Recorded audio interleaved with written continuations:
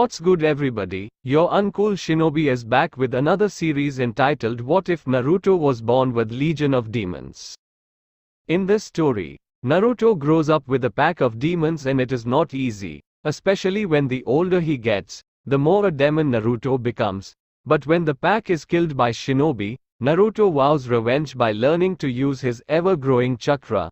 Meeting Team 7, his journey begins. Subscribe, like, and share this video with everyone. Click the notification bell for more updates. Without wasting any time, let's go get started. He supposed the first word out of his mouth had not been mommy or daddy, mainly because they never said any such words to him as a young child, but a more endearing word. Hungry. It was something they understood, being hungry, and though the blonde toddler had not said the word right, they still understood what he meant.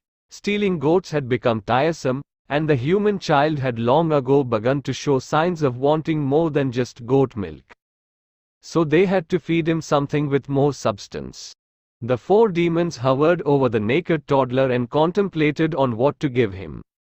Son, of brown earthy skin and blood-encrusted jaws, said they should have done what they had wanted to do in the beginning, and eat the child.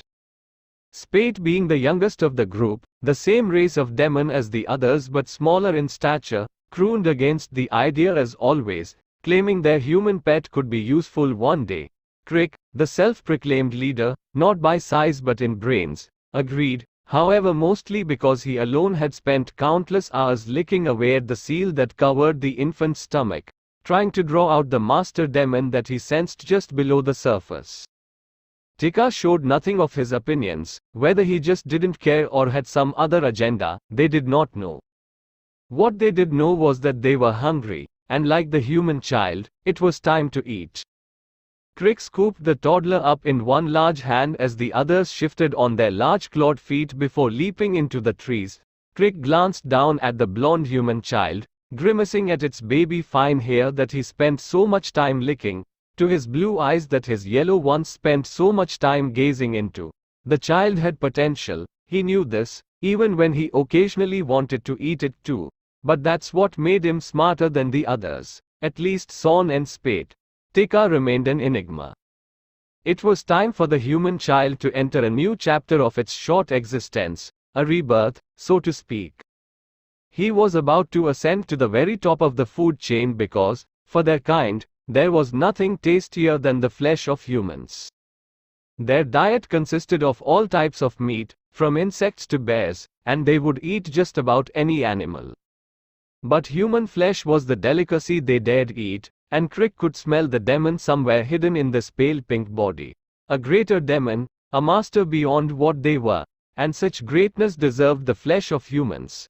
After so much time spent licking the seal until the child's skin began to chafe and become raw, he was rewarded with a certain understanding. The fewer human things the child did, the weaker the seal became. Crick brunched his powerful haunches, gripping the toddler in one hand, and leapt into the trees, heading for the next human encampment. They were going human hunting. Hunting humans was always a risky ordeal, since humans, for the most part, are intelligent creatures. Of course, there were the humans that were stupid enough to eat, and those were the ones they always got. When it came to human hunting, they always managed to get at least 3 to 4 of them because it was easier to use the lure on a wider scale than to focus it on one individual. The lure was the use of their first and secondary vocal cords, sending out sound waves at 2 different octaves, one like a drone, and the other at a frequency too high for the human ears to hear. The higher octave was riddled with subliminal messages, usually consisting of the same sentences: "Come into the forest, something is there, something amazing." The lower, more audible drone was for their actual ears so that it was easy to get more than one prey when they all could hear the same sound. Often enough, they managed to attract male humans, because human females were much more cautious and males were much more curious about the unknown. Today they were outside a small settlement of humans that worked the earth, which was perfect for hunting because young human males often wished for adventure and intrigue that their dull earth-working lives had so far not provided for them. Crick, TKAA, and Son hovered just behind the forest edge in the copse of trees, singing the lure and waiting for their food to walk up to them. Spade hung back with the human child, who now knew how to walk, even though he spent more of that time crawling. Forest terrain was not a steady flat surface a toddler needs to learn the ways of moving upright. He was only about 2 human years now and was still as dumb as they were at that age. Immediately he was attracted to the call. Though his brain was still too smooth to understand the subliminal messages, he waddled from behind Spade and carefully picked his way on unsteady feet to where the call was coming from, slipping around some brush and kettle to make his small sojourn. Finally, he came upon Crick, whose powerful jaws were open and giving off a wonderful noise. Feeling something soft at his knee, Crick glanced down and seemed startled to see the human child standing next to him, blue eyes upon him and waiting. "Spade," he snapped, breaking off in his lure. "Get the human child away from here, you wastrel."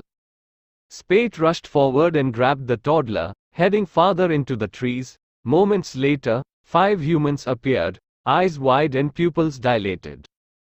"Do you hear that?" one youth asked, staring straight through the hungry Crick. The other humans made no reply and only continued to walk forward. TKA and Son stopped singing, allowing the humans to leave the trance. Eyes widened, mouths opened, lungs filled with air, and the screaming commenced. Grumbling to himself, Spade glanced down at the human child that sat on his foot, gnawing on a twig with eyes riveted on the thicket where screams of terror and pain arose. The toddler was used to hearing these noises since the pack had always taken him on hunts, whether it be animal or human. The child was also growing teeth, only 2 so far, but enough that it felt that it had to chew on anything that didn't move on its own. Spade lifted his head and sniffed at the bloody aroma that wafted in the air and hoped that the others would bring his share soon.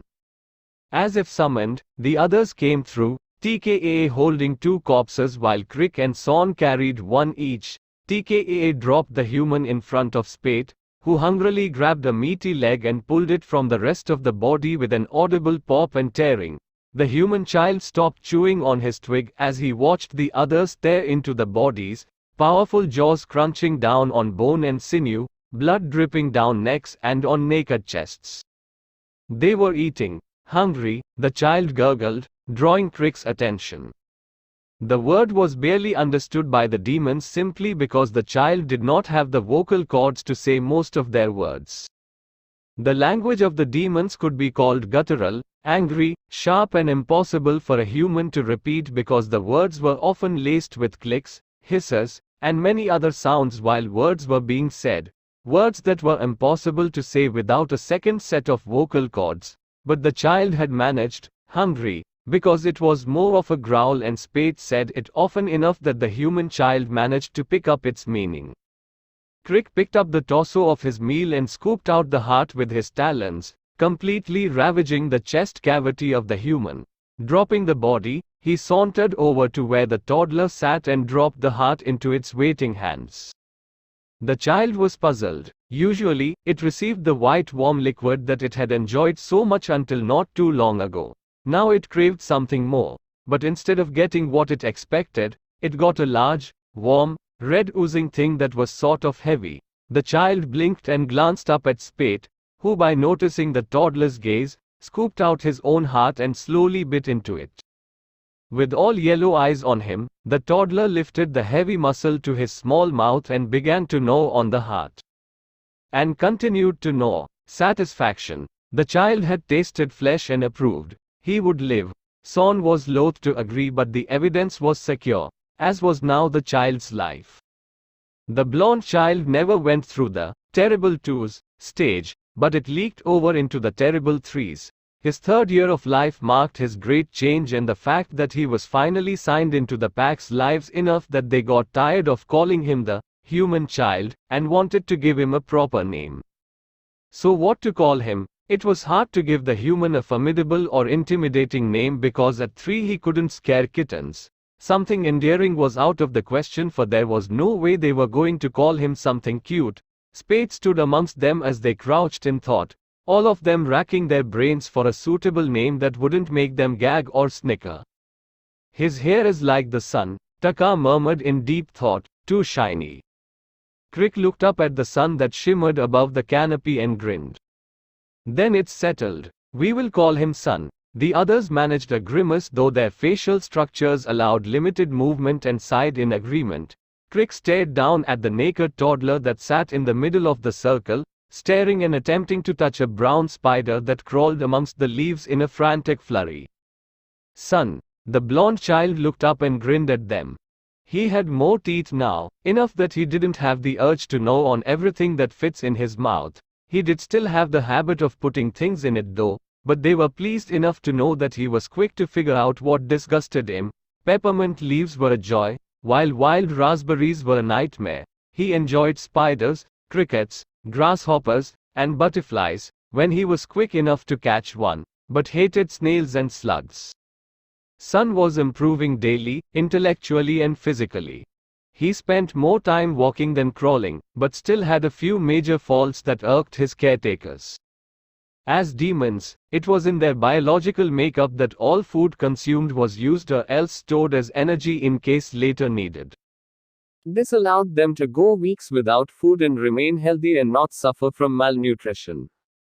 It also meant that they did not create waste, did not urinate or produce fecal matter. But Sun did daily, managed to crap where he sat and piss where he stood.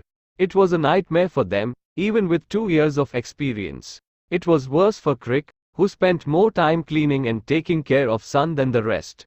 The only solace he had was that he was aware that at some time in the human's lifespan, they began to clean up after themselves. He just didn't know when. Another thing that annoyed them was Sun's need to sleep. They didn't need to sleep. Their body was constantly trying to work at optimum level. Their only need was that for a few hours a week, they needed to sit and relax, loosen up the body and preferably not move. Not doing this could lead to energy depletion, which could be catastrophic. The only time they did lose consciousness was if they were badly hurt or knocked out. But Sun spent many hours of the day sleeping, and if he wasn't sleeping, he was annoying them.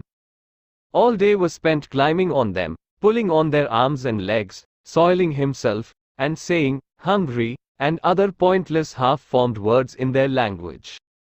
After a time they settled into the knowledge that they would probably spend a decade with his human behavior.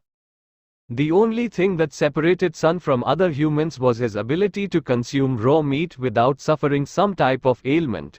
Sun ate the humans and animals they provided for him with gusto, even if they had to mash some of the tougher meat in their jaws before they gave it to him. Things were difficult at times, but Sun had settled into their lives and was less a burden and more of a pack member. But on a rather cloudy morning near the end of the season, when the leaves turned orange, brown, and red, and the snow falls from the sky, things began to change. It started with his apparent agitation as he tried to sleep while they rested amongst the great elk trees in a rather non-human area of the country. Sun tossed and turned on the pile of leaves he was laying on. Son glanced over to see the toddler toss and turn, rubbing his eyes and looking incensed by something. By morning, they turned to see the child sitting on his pile of leaves, and staring at nothing. He usually was playing or bugging them about food. His eyes were now watery and red-rimmed. An unhappy headache had mounted along with an earache in both ears. His nose was stuffed and his throat felt raw and ached terribly. Sun rubbed his eyes and felt hot tears cascade down cherubic cheeks. "What's the matter, Sonny?" Spate asked, knowing that half the words the child would not understand. But as he said them, Sun shrieked and covered his red ears, bawling in misery. Crick came over and sniffed the child over.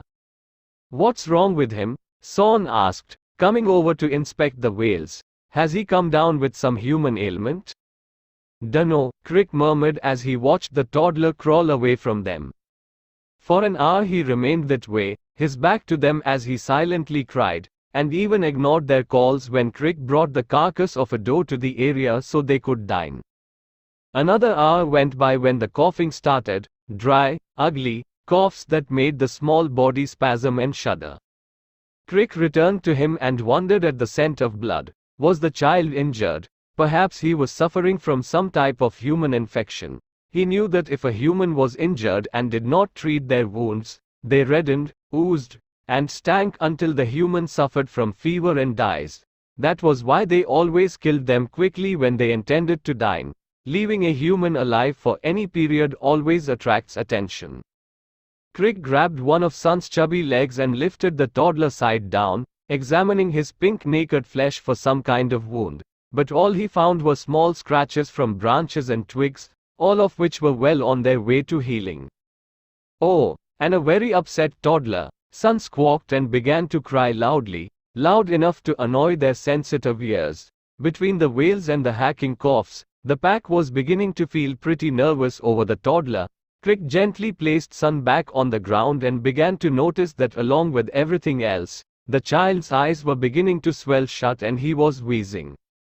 Tika lowered his head to the small chest and grumbled, "He's having a hard time breathing."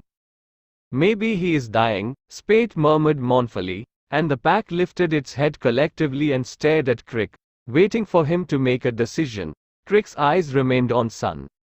"We'll wait a day. If he shows no signs of recovery, I'll lure a human here to fix him." He then scooped the wheezing child into his arms and cradled him, something he had never done before, but he had seen human females do that to their young in hopes of comfort. By the next morning, Son had stopped crying and coughing altogether, but his eyes were swollen shut, his ears were bleeding, and they barely managed to get water down a throat that was almost swollen shut. His skin was flushed hot, but after a time he had stopped shaking completely and simply lay limp in their arms. During this time, they managed to find a cave that a bear was going to hibernate in. Crick ate the massive beast alone, for he needed the extra energy for the sprint he was about to make over the many leagues it would take to make it to the nearest human settlement. The only thing Yumi regretted in a life full of good things was that she was unable to attend the Stone Ninja Academy and become a medic young as she had dreamed. Her father could not afford much after her mother had died, and the romantic that he was would not allow him to remarry. With the income of one person, there were many things the two had to go without, and though it was much too late to start that kind of training now, she had to admit she still harbored secret desires of becoming a shinobi medic. But now, at 19, she was ready to leave the nest and get at least the medical training she desired, even if it didn't include molding chakra. Gods, how she wished she could use such skills as she had seen one day when some injured stone shinobi had come through. Seeing their medic Anyong run a hand along her teammates' wounds had been awe-inspiring.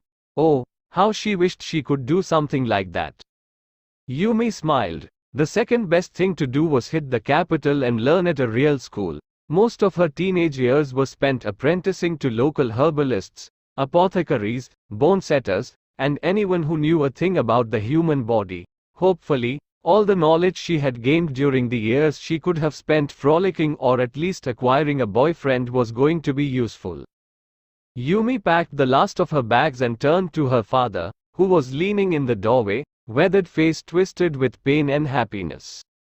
"Oh Daddy, don't give me that look. I'll be back in no time." Her father was taking her departure a little harder than she had hoped. No, he said with a dramatic sniff, "Your old man will be all right. He'll just let his little angel fly off into the horizon, never to be seen again." Yumi sighed and gave him one last hug. "Don't be a silly dad.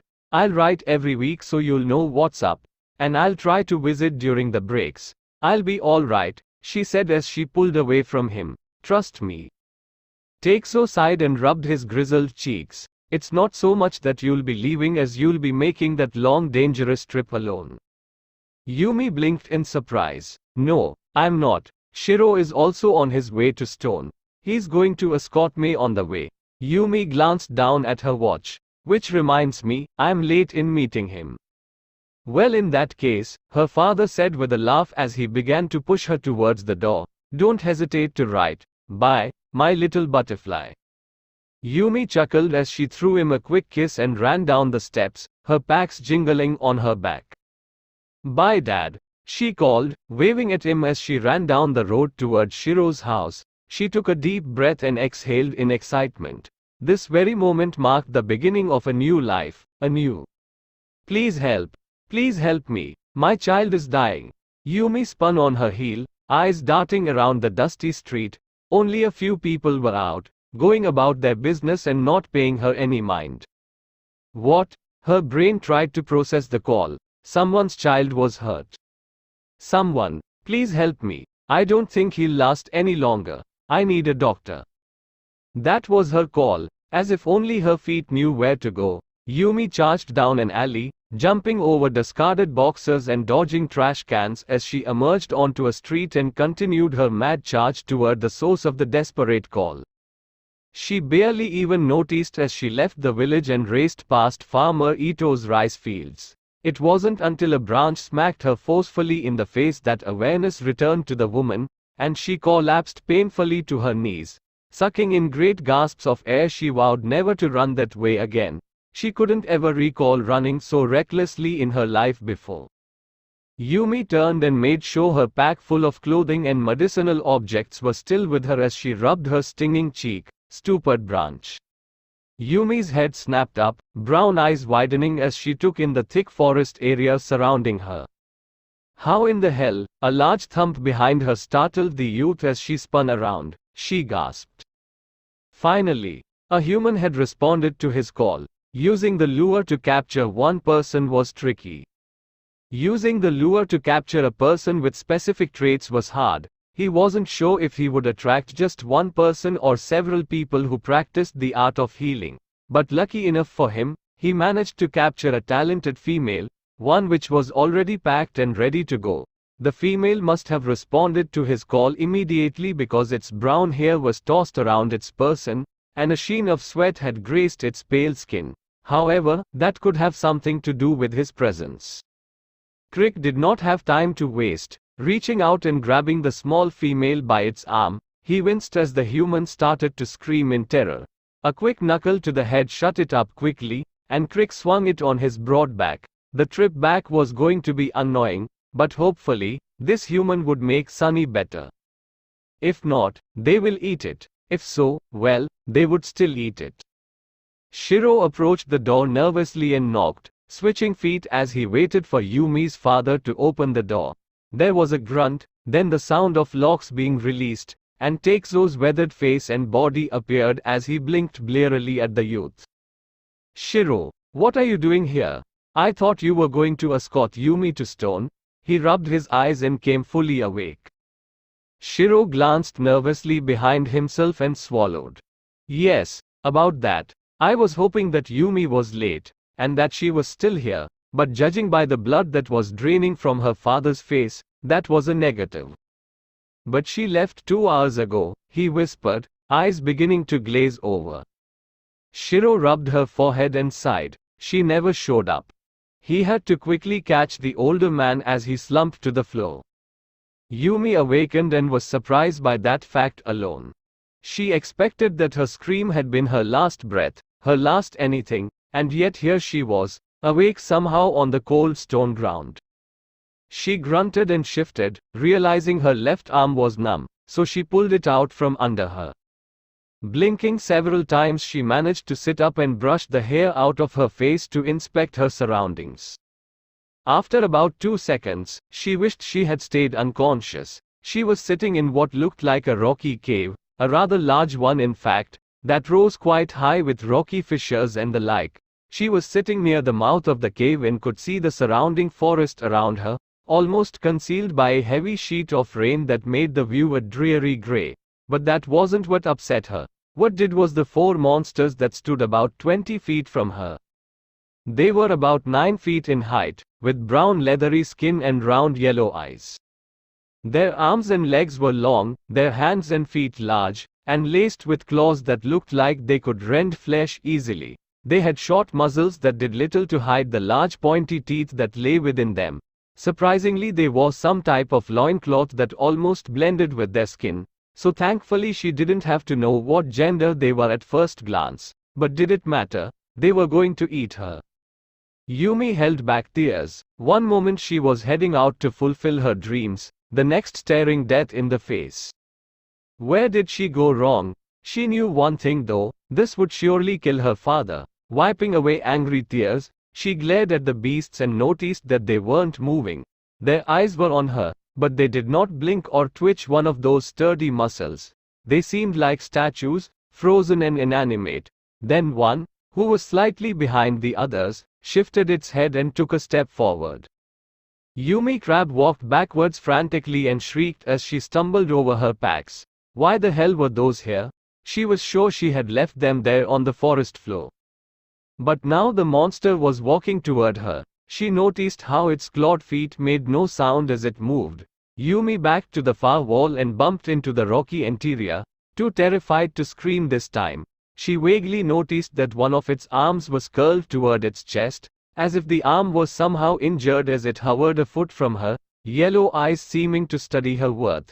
Then it moved the curled arm, and Yumi gasped in shock. Curled in the nook of its elbow was a baby, or maybe a toddler, with wild blonde hair and pale skin. The child lay there limply, as if dead, and Yumi felt a hot rage she had never felt before consuming her. This is what they did to their victims: show them dead children to drive them mad, then kill them. Lacking caution in her anger, Yumi grabbed the toddler and almost dropped it when she felt how hot the skin was. It was alive. Grabbing a small chubby wrist, she put her index and middle finger against the vein and listened for a pulse. It was there, steady yet slow, much too slow for a toddler. Quickly looking the child over, she saw that it was a boy, one in poor shape. She dropped into what she hoped was a doctor's mode. The child's eyes were swollen shut. There was pus around both ears hinting at a severe ear infection. The toddler's throat seemed dangerously swollen. She hoped it wasn't strep throat and it was cutting off the boy's ability to breathe properly. He also seemed to be suffering from a high fever. First things first. After categorizing the child's ailments, she decided that decreasing the swelling of the throat would allow more oxygen in the blood, which, despite the other pains, would at least ease some of the child's misery. She pulled off her shirt and wrapped the boy in it. She had some good tea leaves that reduced swelling and eased the pain of the sore throat, and she was grateful that her pack was sitting near her. She blinked. Was it possible that they had not brought her here to eat her but nurse this boy back to health? She looked up at the monsters, noticing the one that had given the child to her had returned to its previous position. They were all staring at her still, unmoving statues, and she wondered, was this child theirs? Had they stolen it from some poor woman to eat and decided to care for it instead, only for it to become ill? Yumi shook her head. Priorities first, luxury later. First, she needed some water. Pulling out the small pot she had packed for traveling tea breaks she was supposed to have with Shiro, she carefully placed the unresponsive toddler on the cold rocky ground and slowly headed for the cave entrance, showing the monsters that she wasn't intending to run away. Their gazes followed her, but they made no moves. She quickly filled the pot by using the sleet of rain that fell along the rocks, knowing that any minerals in the water would be welcome. She made sure there was no sand at the bottom, then headed back toward the child. At her pack, she pulled out some tea bags and a small red cloth.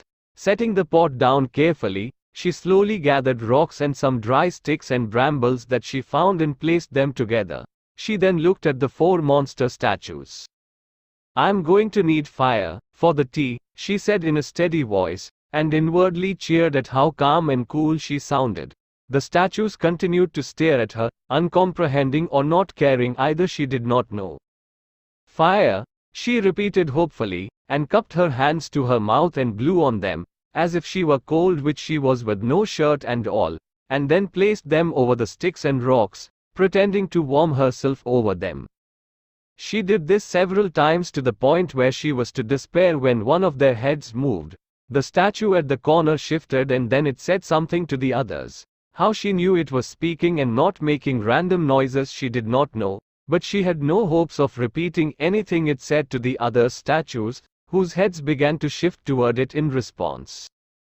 "I think it wants us to build a fire," Spade said, turning to look at the others. Crick was resting due to his mad dash across the country and back to find a healer for Sunny and wasn't inclined to reply. TKA and Son both looked at him with obvious annoyance, though less with TKA. "Well, go build it fire then. Stop wasting time," Son snapped. Spate resisted the urge to roll his eyes. Just because Son was older than him, he always felt the need to assert his authority all the time. It was annoying, and one day, when he was hopefully larger, he would have to teach Son a lesson, one that hopefully would leave scars. Spate sighed and took a step forward, noticing the human backing away. The human was a temptation for them, except for possibly Crick. It smelled good, and its fear was tantalizing. Nothing smelled better than a frightened human. Humans understood pain and death better than animals, or perhaps differently, because they feared both more than, say, an elk would. An elk knew when its time was up, knew when to stop fighting. Humans didn't. They fought, they screamed and they cried. They refused to give in to the endless night, and that's what made them taste better than any other living creature. Yumi backed up quickly as one of the monsters stepped forward. Was it going to kill her? Yumi watched nervously as the monster bent lower to the ground and sniffed her sticks before it straightened itself and moved a massive hand over the sticks. Yumi watched in unconcealed fascination as the monster clicked its thumb claw and index claw together in a type of snap that produced several sparks. It did this several times before a small spark managed to ignite, and Yumi bravely came forward to nurse the flame, gently adding sticks and all the while knowing that the monster had not backed off. Then she felt a movement and glanced up to see that it had returned to its position with the others and became still again. Dropping the tea leaves into the pot, she set it on top of the rocks that sat amongst the flames and left it to heat up. In the meantime, she cradled the toddler and hummed a lullaby she had heard some of the village mothers sing to their children. She caressed the child's golden hair, marveling at how soft it was, and began to wonder how long the statues had the child. There was no sign of malnutrition, and the child was reasonably clean, with small scratches here and there that she could tell were from sticks and twigs. Maybe a few days? But no, she could tell they must have had the child for some time. One, they would not have gone so far to find a healer if they didn't care about the toddler. How she knew she was far from home, she did not know, but she could feel it in her bones. The sound of sizzling water brought her out of her thoughts. She set the child down and pulled out some cups and a spoon. She picked the pot from the fire and poured the tea into the cup. Then she went to the entrance again and filled the hot pot with water. Immediately the cold water began to warm. Returning the child, Yumi sat him upright and dipped the spoon into the tea, gently blowing on the liquid to bring down some of the heat. Opening his mouth with two of her fingers, she slipped the warm herbs into the child's mouth and hoped it went down the right way. The child coughed, the first sign of life it gave in the first hour, and scrunched its cute face in pain.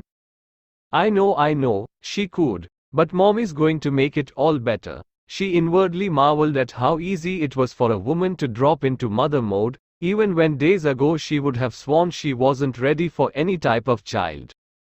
But it was so easy to care. An hour later, most of the tea had made it down the child's throat, and the obvious results were pleasing. The swelling had gone down drastically, along with the fever that was plaguing him. Yumi resisted the urge to do a victory dance, pleased that she had killed two birds with one stone. With a less pained throat, the child began to whimper often and shift miserably in her arms. Step 2. With the warm water from the pot waiting, she dipped the small red cloth into the pot and began to run the warm cloth over the child's body and face. Wiping his eyes, which were also gummed shut, she grimaced. Hopefully, he didn't have some type of conjunctivitis, or some other serious eye infection, because she didn't have any sterile antibiotics for them. The only thing she could do was clean them up so the boy could at least open his eyes, or try to, since the flesh was swollen. For his ear infection, which was now probably the only thing that was making him miserable, she could do a little more, and after cleaning them out she managed to pour some medicated water into his ears, causing him to cry and squirm, though she held him still.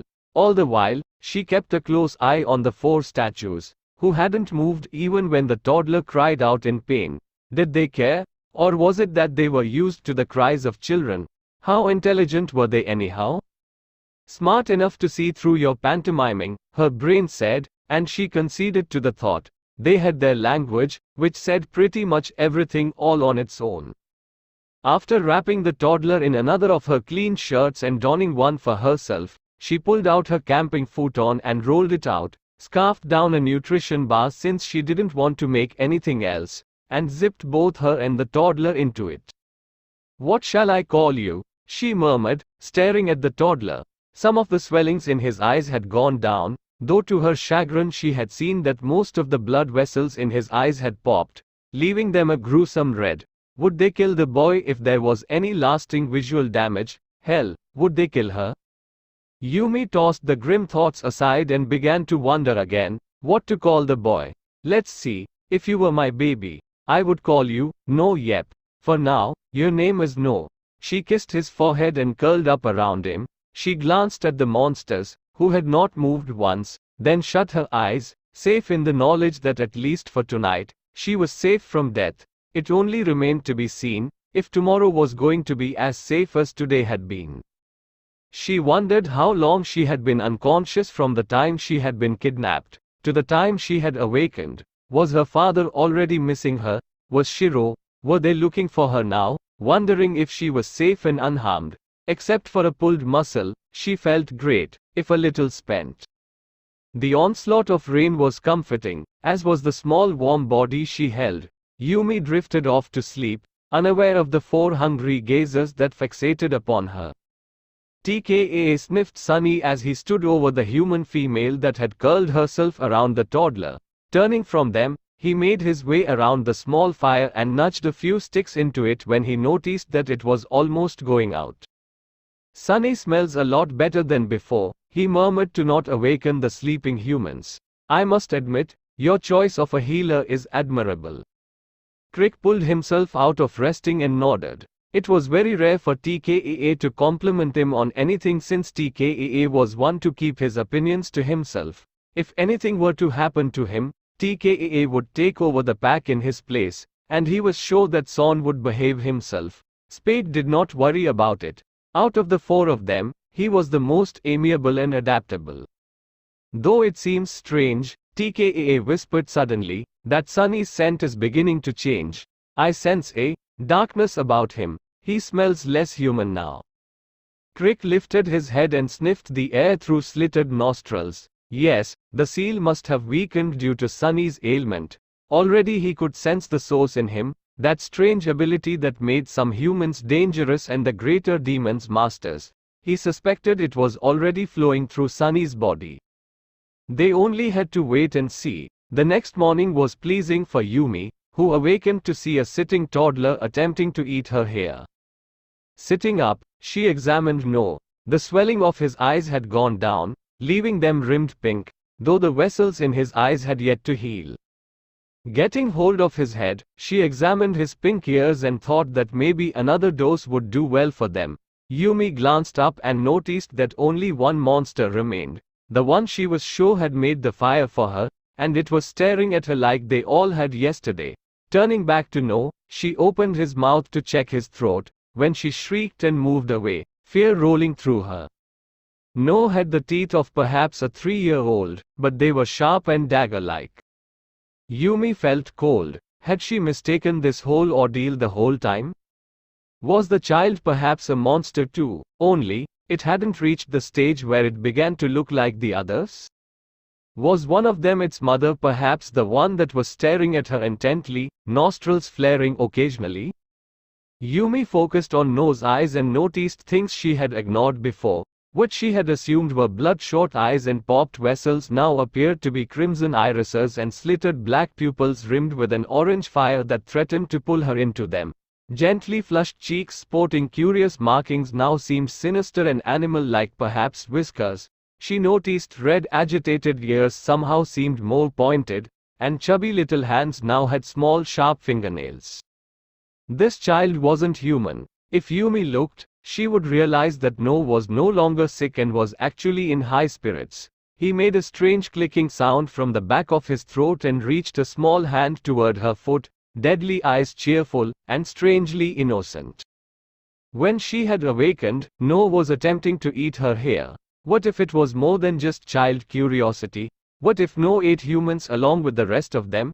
Yumi glanced up at the monster that stood across from them, really looked into those yellow slitted eyes and realized how hungry this monster looked. I think I better leave, Yumi whispered, feeling terrified. The toddler turned and crawled over to Yumi's pack and began to dig into the contents, picked up a spoon and experimentally chewed on it. The sound of twisting metal came unwelcome to her ears and Yumi staggered to her feet. I'm going now, she said between gasps as she stumbled toward the entrance. The boy is all right now, so I'm gonna go home. She glanced at No, whose crimson eyes were staring after her curiously and gnawing on the now mutilated spoon. Why, you can keep my stuff. I don't need it. As she made it to the entrance, the monster made a move toward her. Yumi screamed, turned, and fled the cave. It happened so quickly. One moment there was a jagged rock under her feet, the next she was falling, crashing into everything, feeling pain in every bounce until there was a loud snap in her ears that blocked out all sound and she could no longer feel herself fall, only the world twisting end upon end. Then she stopped falling and the world righted itself, the sky stopped twirling.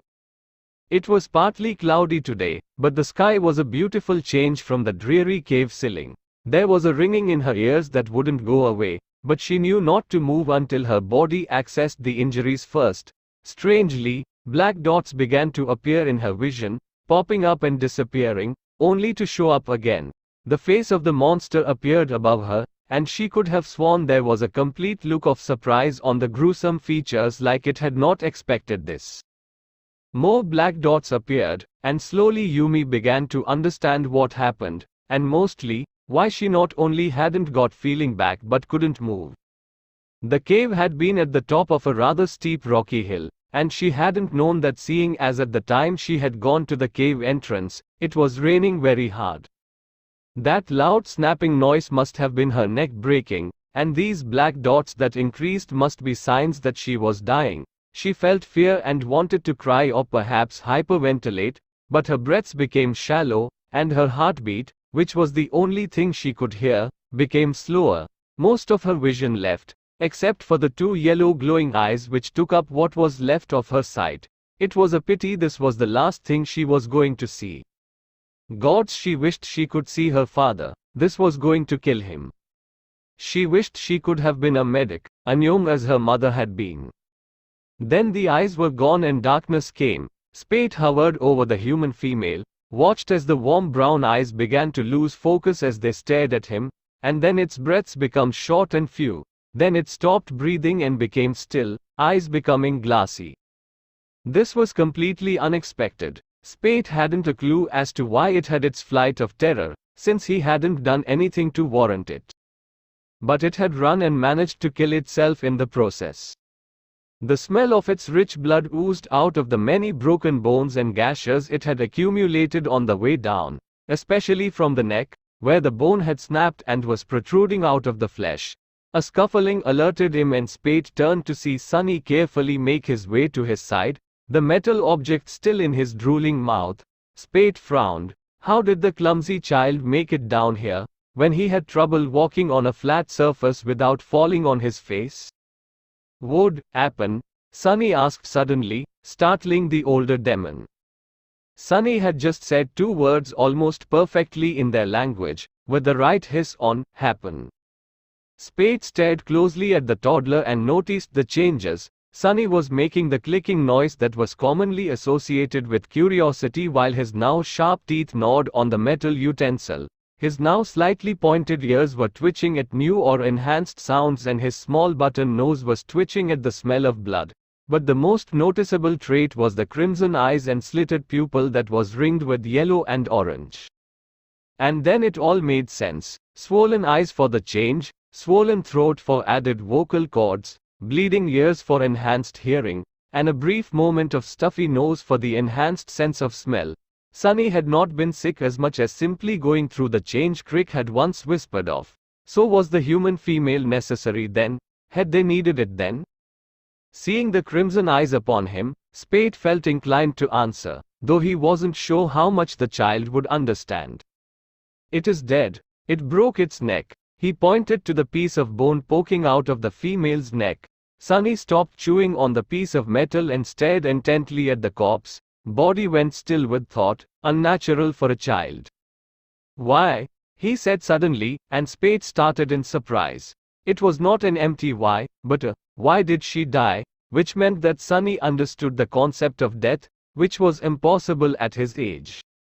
But he was moved to answer. Terror. Terror makes a thing a fool. Sunny remained still, and perhaps thinking, as he stared down at the human corpse. What happened? A voice inquired, and Spade turned to see Crick calmly approaching the scene. Not too far back, Son and TKAA carried a large fat female bear. Crick stood near the body looking annoyed. Spade shrugged. I don't know. It suddenly grew frightened and ran and killed itself on the way down. But look, Spade said as he saw Crick grimace and Son giggle. Look at Sunny. He is well again, and more like us, or at least like our kind. Crick looked at Sunny, who was staring absent-mindedly at the corpse, chewing away at the piece of metal in his mouth. Sunny, Crick called, and the crimson eyes looked up at him expectantly. You will do well here. He then turned to Spade. Take the human female inside. We will dine on her cold flesh along with this healthy bear we have found. Spade nodded eagerly and picked the human up by its damaged neck. He watched as Crick picked Sunny up by the legs and sniffed him over before trudging up to the cave. Be serious, Spade, Son hissed with a malicious giggle. You killed the human so you could eat her. Spade scowled in reply and headed up to the cave, the human female tight in one grip. Only TKAA stopped and picked up the piece of metal that Sunny had dropped when Crick picked him up. He then headed solemnly towards the cave. He'd been the only one, he was sure, to say that they should let the human female go once Sunny was well. Son had blatantly disagreed, saying that they shouldn't let such a meal pass them by. Crick had been indecisive since he was more concerned about the safety of the pack if they let her free. He was sure Spade had wanted to eat the human as well, but if Crick wanted to let the human go, Spade would have backed him up immediately. Such was his loyalty.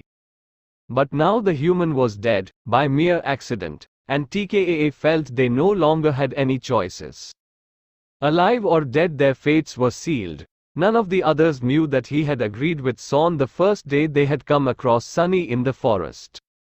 They should have eaten him along with the human he was with and been done with it. He alone felt the sense of death that surrounded the infant, that if they let it live, they would meet such a gruesome end. But Crick had wanted to keep it. Spade had backed him up, and Son had shut his mouth. He had not opened it at all. Maybe he should have. Maybe by his silence, he had sentenced them all to death. Tika sighed and entered the cave, seeing Crick divide the human up and give a severed hand to Sunny, who chewed on it hungrily. He still liked to chew things. Well, it was all too late now. Sunny was no longer exactly human. He was part of the pack, and the human was dead. Best to meet this straight on. He accepted the human thigh Crick tossed his way. Takezo stood stony-faced and shadowy-eyed amongst his late wife's friends, former teammates from when she had been a medic and young. Each one had held Yumi at least once when she was a child. Each one had been called a guardian of some sort. Now they had gathered to find Yumi, who had disappeared. One shinobi held a scroll in one hand. He claimed that he would summon a pack of wolves who would be able to hunt Yumi down. Takezo handed his wife's hitai 8, which no longer smelled of her, but Yumi, who used to wear it and pretend she was a medic and young.